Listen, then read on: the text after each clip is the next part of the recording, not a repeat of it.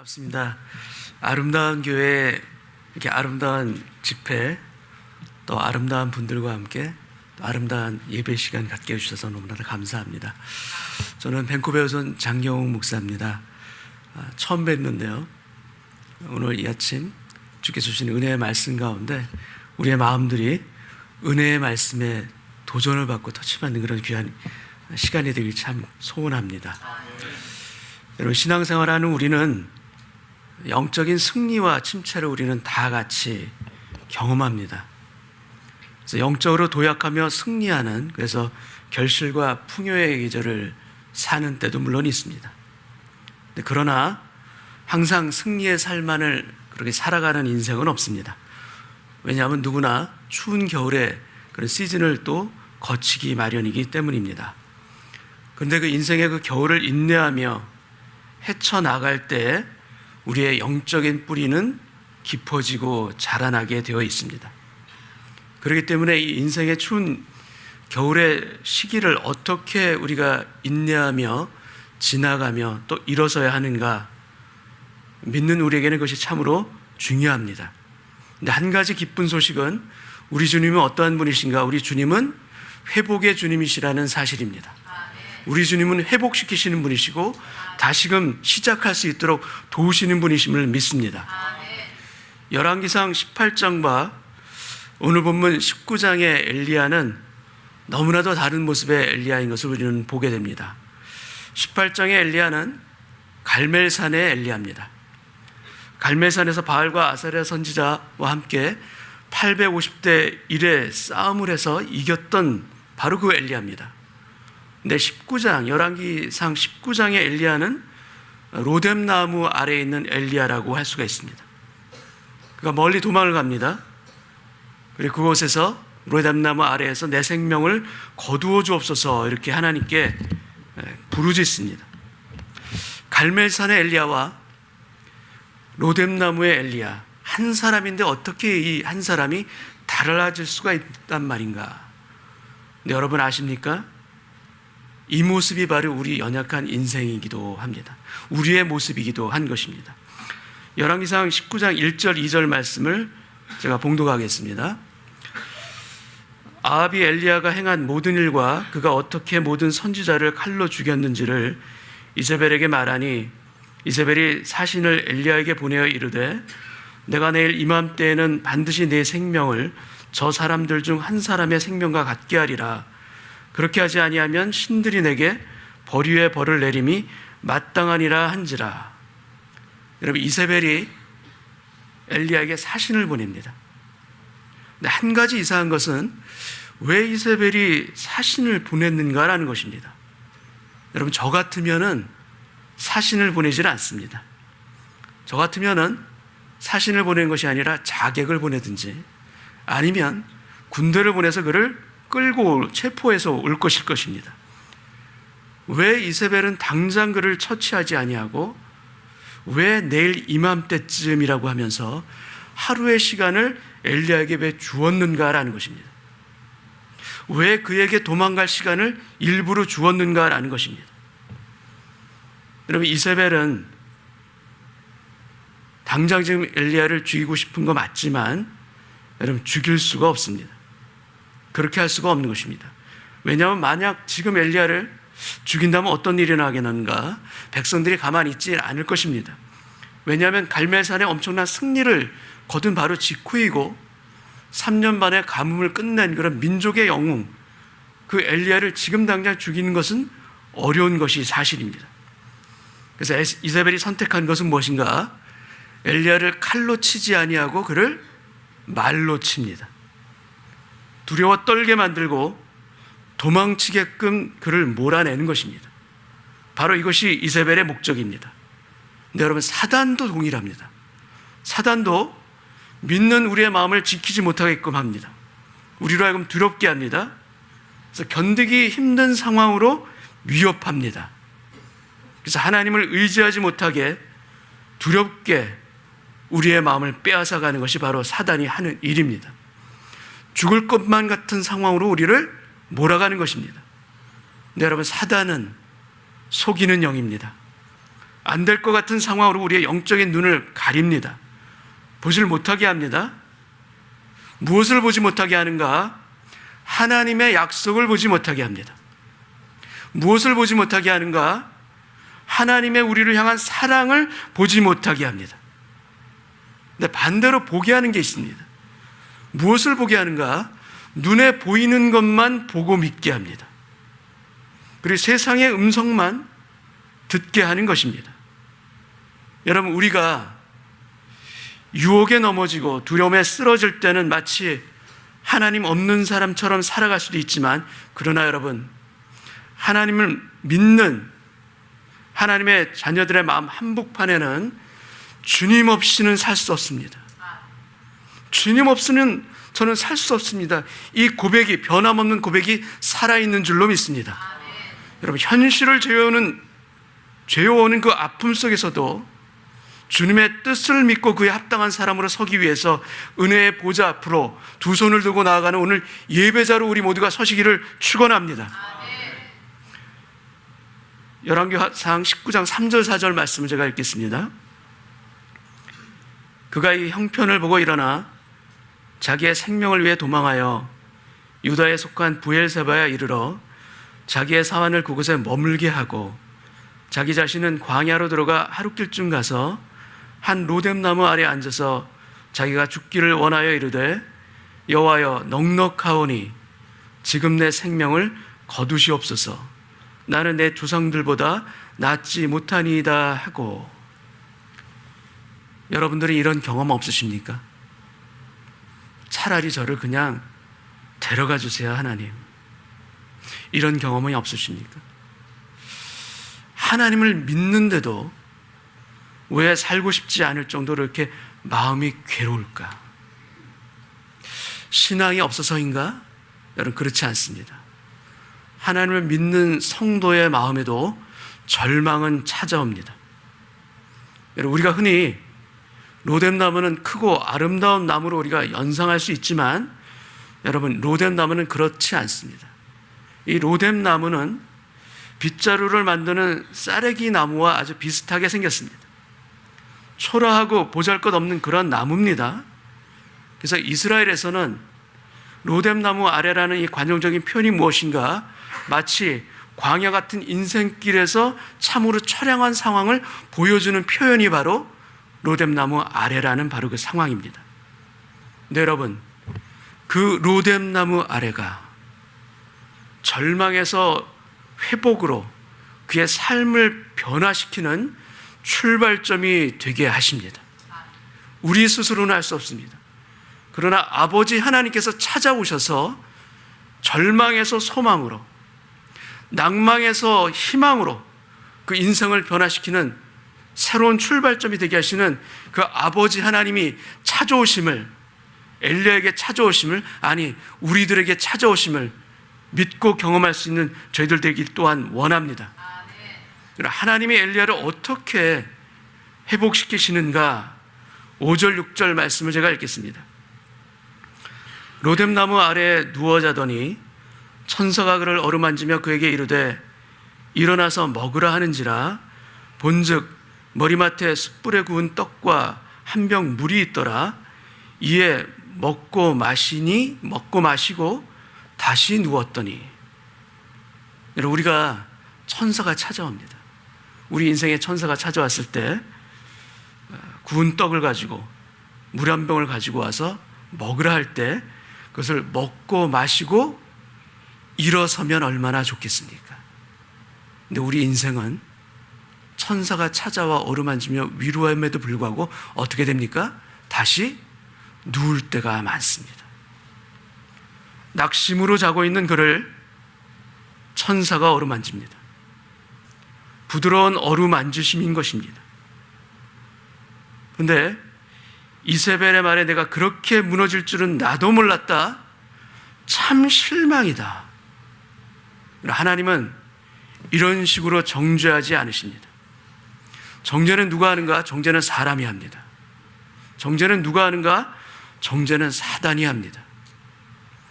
사람은 나를 정죄할지라도 주님은 너 왜 그랬어? 그것이 아니라 부드러운 어루만지심으로 우리에게 오십니다. 주님이 우리를 회복시키시는 방법은 쓰러져 있는 영혼을 따뜻하게 안아주시는 것이 먼저입니다. 성령님이 우리를 질책하실 때가 있습니까? 없습니까? 있으십니다. 우리의 잘못을 질책하실 때 분명히 있습니다. 그런데 잘못이 있다 할지라도 꾸짖기보다 먼저 사랑으로 감싸주시며 치유하시고 그 다음에 질책하십니다. 그래서 성령께서 질책하시는 그 질책은 받으면서도 아프지가 않습니다. 질책을 받으면서도 마음이 뜨거운 것이고, 질책을 받았음에도 불구하고 상처로 남는 것이 아닙니다. 여러분, 정죄는 누가 합니까? 상처는 누가 줍니까? 여러분, 사단이 주는 것입니다. 여러분, 소아마비를 앓고 3번의 암투병 속에서도 너무나도 밝게 세상을 사신 장영희 교수님이라는 분이 계십니다. 근데 이분이 쓰신 수필집이 있는데 그 책 제목이 살아온 기적, 살아갈 기적이라는 그런 수필집에 다시 시작하기라는 글이 실려 있습니다. 이분이 몇 년 동안 고생해서 쓴 박사학위 논문을 가지고 LA에 있는 언니 집으로 여행을 가게 됩니다. 근데 도둑이 차 트렁크를 열고 짐을 몽땅 훔쳐갑니다. 근데 그 속에 그 논문 최종본도 들어있었어요. 여러분, 예전에는 논문을 손으로 다 썼습니다. 컴퓨터로 하던 시기가 아닙니다. 그래서 그 논문을 다시 복원하는 것이 불가능한 것입니다. 이 교수님이 사흘 동안 식음을 전폐하며 두루눕습니다. 차라리 내가 죽었으면 좋겠다, 이런 마음이 든 것입니다. 그래서 마음속에 어떤 참소와 어떤 속상함이 들리는가?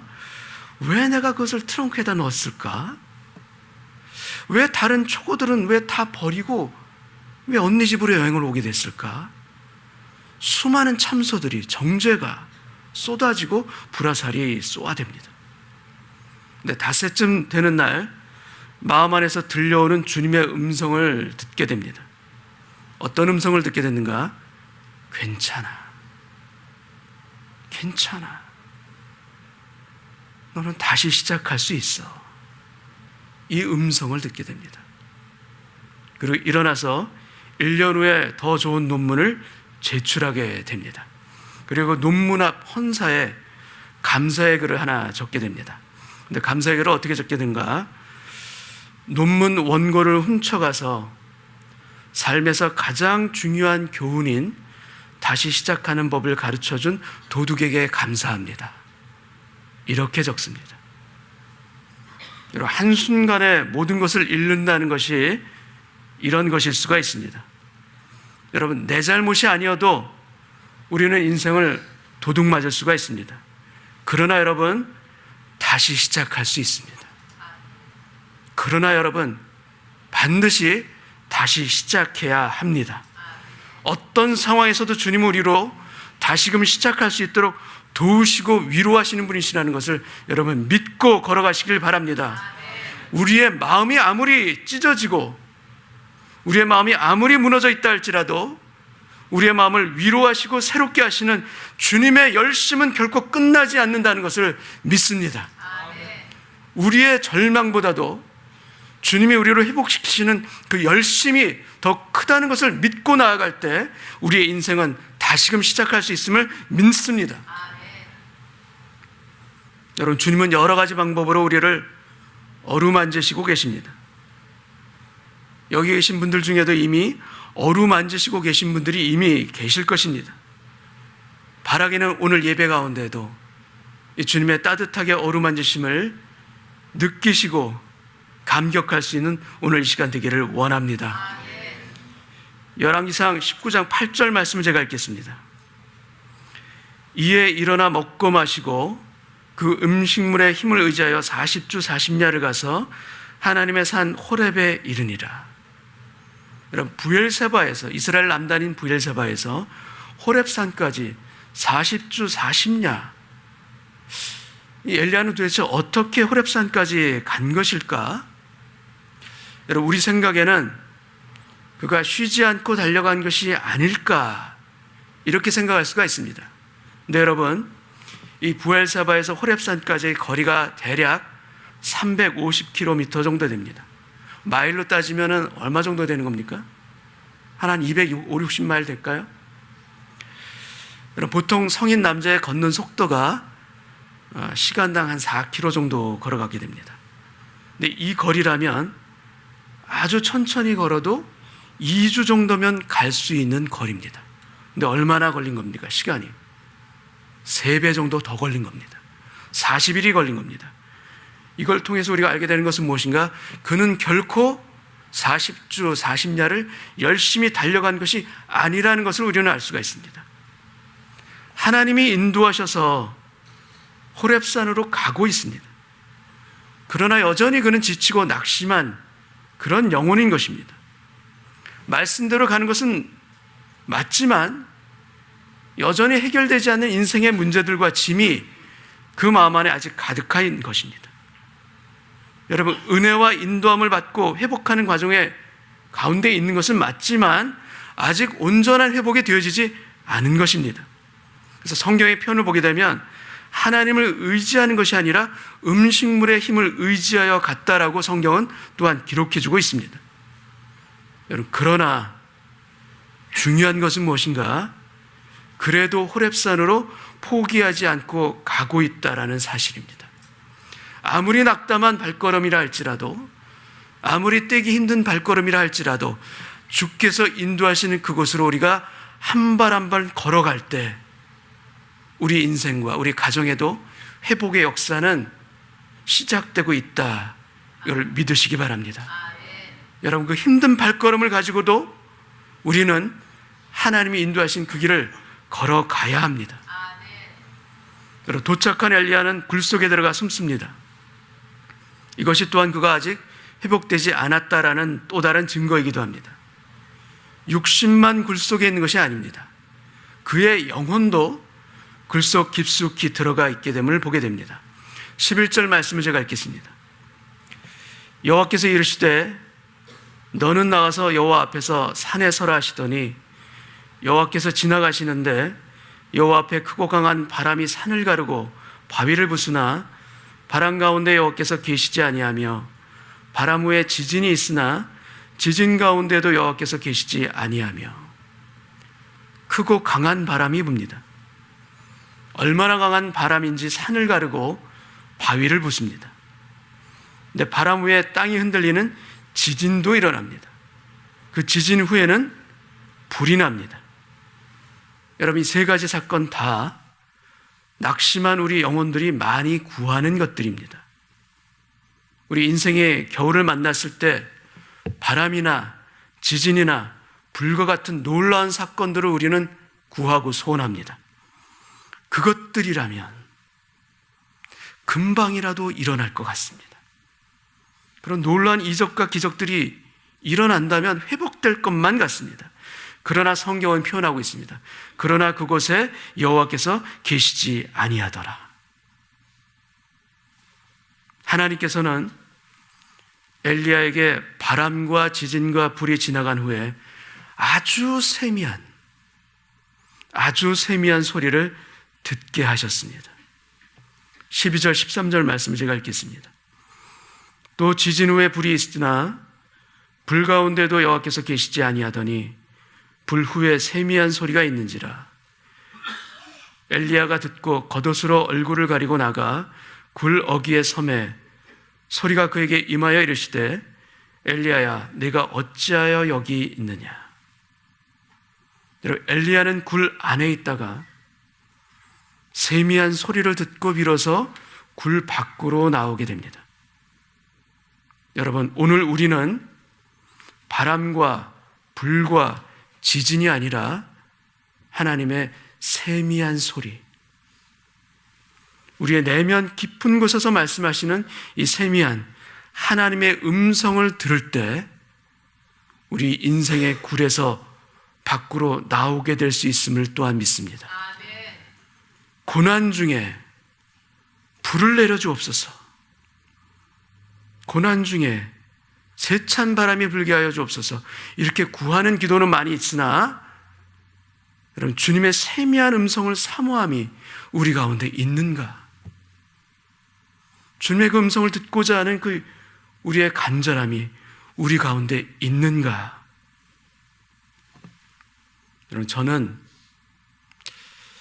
결혼한 지 8년 만에 아들을 낳게 됐습니다. 오랫동안 기다렸던 아들을 낳게 됐는데, 그 아들을 낳기 바로 전 어느 날 아침에 일어나 보니까 아무런 예고도 없이 제 왼쪽 얼굴이 마비가 되었었습니다. 구안화사라고도 하고 옛날 어른들이 얼굴이 돌아갔다라고 하는 바로 그 병입니다. 왼쪽이 다 마비가 됐습니다. 얼굴에. 혀도 반으로 나눠서 왼쪽 혀 부분은 맛을 느낄 수가 없습니다. 코도 왼쪽 코는 냄새를 못 맡아요. 눈은 보입니다. 근데 왼쪽 눈이 감겨지지가 않아요. 그래서 잘 때 수건으로 덮고서 자지 않으면 잘 수가 없는 겁니다. 제 인생에 있어서 육체적으로 힘들었을 뿐만 아니라 정신적으로도, 모든 면에서 영적으로도 가장 힘겨웠던 때가 바로 그때이기도 합니다. 근데 그 일이 일어났을 때 제 마음 가운데 강하게 드는 생각이 무엇인가 하면, 주님이 지금 나에게 말씀하신다. 바로 이겁니다. 이것은 결코 그냥 일어난 일이 아니다. 주께서 말씀하신다. 나는 반드시 들어야 한다. 이 마음을 갖게 되었고, 그래서 간절한 마음으로 주님 저에게 말씀하실 것 제가 듣게 하여 주옵시고, 주의 음성을 듣는 저의 귀가 열리게 하여 주옵소서 기도한 것입니다. 그리고 그때 깨달은 것은, 기도하는 과정 가운데 제가 깨달은 것은 무엇인가? 제 얼굴이 마비된 것보다 제 영혼의 무감각과 제 영혼의 마비를 주님께서는 깨닫게 해주셨습니다. 그리고 주님은 저에게 말씀하셨어요. 너의 인생을 나에게 맡기지 않겠느냐 말씀하셨습니다. 여러분, 이것은 사람의 말처럼 육성처럼 들리는 것이 결코 아닙니다. 그렇지는 않습니다. 그러나 제 마음 안에서 조용히, 그러나 결코 흘려들을 수 없는 분명한 말씀으로, 분명한 음성으로 저에게 말씀해 주셨습니다. 그리고 기도하는 과정 가운데 주님이 하실 수밖에 없는 그런 방법으로 저를 낫게 해주셨습니다. 하루는 열심으로 기도하고 집에 돌아왔는데 문을 열어주는 제 아내가 제 얼굴을 보더니 깜짝 놀랍니다. 제 얼굴이 왜 이러냐는 겁니다. 저는 그때 금요붕에 철야라고서 돌아왔었던 바로 그때였는데 땀 흘려서 기도한 줄로 알았습니다. 근데 제 아내가 제 얼굴을 보더니 제 마비된 왼쪽 그 얼굴 부분에 피딱지가 다 붙어 있는 겁니다. 전 땀인 줄 알았습니다. 근데 봤더니 마비된 그 왼쪽 얼굴에 피가 송글송글 나와서 그것이 딱지처럼 붙어 있는 채로 집으로 돌아온 것이었습니다. 그 일이 일어난 이후에 서서히 낫게 하셨습니다. 하나님께서 낫게 하신 방법, 하나님께서 하셨습니다라는 것을 인정할 수밖에 없는 방법으로 저를 치유해 주셨고, 주님은 그 일을 통해서 저를 목회자로 불러주셨습니다. 내 인생을 나에게 맡길 수 없겠느냐, 저를 부르신 콜링의 사건이 바로 그때인 것입니다. 주님은 저를 부르실 때 그냥 부르시지 않으셨습니다. 제가 오랫동안 저희 아내와 함께 오랫동안 간구했던 가장 큰 소원, 아들을 허락해 주시면서, 아들을 주시면서 제 인생을 불러주신 것입니다. 주님의 세미한 음성은 두려움을 이길 수 있는 용기와 새로운 시작을 우리에게 선물로 주신다. 여러분, 믿습니다. 깊은 굴에 숨어있는 우리의 낙심한 영혼에게 하나님이 물으십니다. 엘리야야, 내가 어찌하여 여기 있느냐? 하나님은 오늘날에도 기적과 이적이 아니라 그분의 말씀으로 우리에게 찾아와 주십니다. 주님의 세미한 음성을 듣고 우리 인생의 굴에서 나올 때 그 말씀 가운데 길을 보여주시고 소망으로 함께 하시는 그 주님을 보게 될 줄 믿습니다. 그 주님으로 인해서 우리 인생이 새롭게 회복되며 새로운 소망의 길을 걸어가게 될 줄 또한 믿습니다. 제가 참 존경하는 목사님의 간증을 말씀드리고 오늘 새벽 예배 말씀을 마무리하겠습니다. 이 목사님이 건강 진단을 받다가 암이 발견됐습니다. 그래서 그 자리에서 바로 수술을 하고 암 부위를 절제하게 됩니다. 그래서 입원을 해서 병원에 누워 있는데 두려움이 몰려오더랍니다. 내가 앞으로 살 수 있을까? 내가 또 앞으로 어떻게 살아야 하는가? 너무나 갑자기 당하는 그 아픔 때문에 마음이 괴로운 것입니다. 그 괴로운 마음을 부여안고 시편 말씀을 보게 되었습니다. 시편 119편 49절 50절 말씀을 제가 읽겠습니다. 주의 종에게 하신 말씀을 기억하소서. 주께서 내게 소망을 가지게 하셨나이다. 이 말씀은 나의 고난 중의 위로라. 주의 말씀이 나를 살리셨기 때문이니이다. 이 말씀을 읽는데 눈물이 주르르 흐릅니다. 눈물이 그냥 흐릅니다. 주님이 성경 말씀으로 그 목사님을 어루만지신 것이기 때문입니다. 이 말씀은 나의 고난 중의 위로라. 주의 말씀이 나를 살리셨기 때문이니이다. 여러분, 우리를 살리는 것은 무엇인가? 주의 말씀입니다. 우리를 위로하는 것은 무엇인가? 주님의 말씀입니다. 주의 이 말씀이 여러분의 고난 중에 위로가 되길 원하고 여러분의 가정을 일으키는 하나님의 능력이 되기를 원합니다. 구하고 소원하는 자에게 오늘 이 새벽에 주의 말씀이 들려지게 하여 주옵시고 그 말씀을 듣는 자마다 살아나는 놀라운 은혜의 역사가 오늘 이 시간 우리 모두에게 임하게 하여 주옵소서. 기도하겠습니다.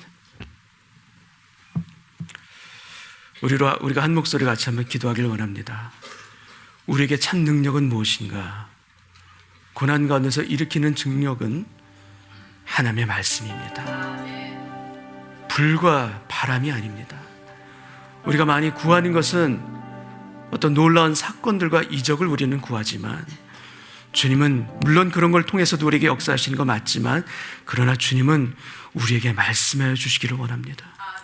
우리의 귀를 열기를 원합니다. 주여 우리의 귀를 열어 주옵소서. 나를 향한 주의 말씀을 듣게 하여 주옵소서. 그 말씀이 나의 고난 중에 위로가 될 줄 믿고 그 말씀이 우리의 가정을 살리게 하며 그 말씀으로 인해서 내 인생이 다시 일어서게 함을 믿습니다. 주여 오늘 새벽에 주의 말씀을 듣는 은혜의 귀가 열리게 하여 주시사 주 앞에 순복하며 엎드린 우리 모두에게 하나님의 말씀이 울려 퍼지는 이 새벽 되게 하여 주옵소서. 우리 다 같이 한번 기도하겠습니다. 아버지 하나님, 하나님 감사합니다. 주의 음성을 듣기를 원합니다. 우리 마음 가운데 울려 퍼지는 것이 세상의 어떤 좋은 정보가 아니라 주님, 세상의 기적과 같은 바람의 그러한 세찬 소리들이 아니라 은밀한 가운데 들려지는 주의 세밀한 음성을 통해서 우리가 일어나기를 원합니다. 엘리야야, 내가 어찌하여 여기 있느냐? 우리에게도 동일하게 주께서 말씀하심을 오늘 우리가 듣게 하여 주셔서 글 속에 숨어있는 인생이 아니라 나오게 하여 주옵시고 주 앞에 나올 때 주께서 보여주시고 역사하시는 것들이 얼마나 크고 놀라운 것인가 깨닫는 저희들 되길 원합니다. 주님, 주의 말씀이 우리의 가정을 살리시게 하는 능력이 될 줄 믿습니다. 주님의 그 은밀한 세미한 음성이 우리를 거룩케 하시고 우리를 새롭게 하시고 우리를 회복케 하시는 생명이여 진리여 길인 것을 오늘 새벽 우리 마음 가운데 주님 부어주시사 말씀을 듣고 사모하는 우리 모든 심령들마다 새로워지게 하여 주옵시고 하나님의 하나님의 음성이 우리를 회복시키시며 하나님의 말씀이 우리를 새롭게 역사하는 것을 체험할 수 있도록 도우시고 하여 주옵소서. 그래야 주님, 이 새벽에 우리의 귀가 열리게 하여 주옵시고, 이 새벽에 우리의 눈이 주의 사랑을 보게 하시고 주의 놀라운 예비하심을 볼 수 있도록 주의 역사하여 주옵소서. 주의 역사하여 주옵소서. 주님, 아버지 하나님, 우리의 귀가 열리게 하여 주옵소서. 우리를 향한 주의 말씀이 들리기를 원합니다.